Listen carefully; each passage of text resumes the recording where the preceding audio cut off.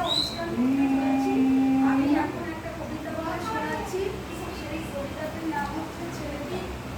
চুল পথে নিচে রাখুন। নমস্কার, স্বপ্না বন্দ্যোপাধ্যায়।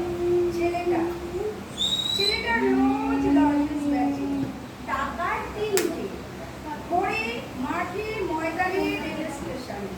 প্রতিদিন সন্ধ্যায় 20 টাকা জমা দিয়ে তবে মেলে আহার আর একটু আশ্রয়, মালিকের ট্যামিং করা। ছেলেটা সারাদিন ভোরে আর লজেন্স বেচে, সুর করে বলে, রোজ রোজ একঘেয়ে কথা হয়ে যায়।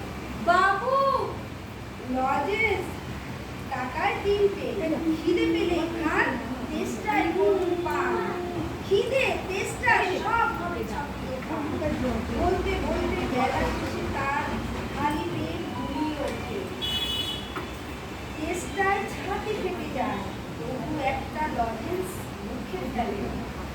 ভয় পায়, একটা কমে যাওয়া মানে দিনের শেষে 20 টাকা জমা দেওয়ার সময় পিছিয়ে যাওয়া। একখানা ভাত, স্বপ্ন আর একটু দূরে সরে যায়। রাতের শেষে আশ্রয়টুকু যদি হারিয়ে ফেলে, একখানা সাদা ভাতের স্বপ্নই তো সারাদিন মরিচিকার মতো লজেন্সের বয়মে চামচে রিং রিং সুর তোলে। শহরময় ঘুরে বেড়ায় 15ই আগস্ট। 15ই আগস্ট ছেলেটা স্মরণীয় দিন। স্বাধীনতা দিবস বলতে কি জানি, মানে জানে না সে। ও জানে ওই দিন রাস্তায় রঙে বেরঙে লজেন্সের চাহিদা হয়। দুপুর হতে না হতে 20 টাকা হাতে পায়। সেই দিন প্রথম সে দুপুর গড়িয়ে যাওয়ার আগে ফুটপাতের হোটেলে এক থালা ভাত, একটু তরকারি, ঝুমা স্বাদ পায়। ও যখন ভোগ গ্রাসে খায় ভাত, তখন স্বাধীনতার উৎসবে স্কুলের ছেলেমেয়েরা গান গায়।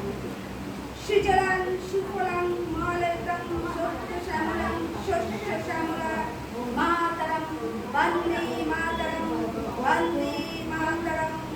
ছেলেটা গানের মানে বোঝে না, জানে শুধু সেই দিন সকাল থেকে ওই গানটা সবাই গায়। সেই দিন দুপুরেই তো সে এক থালা ভাত, একটু তরকারির ছোঁয়া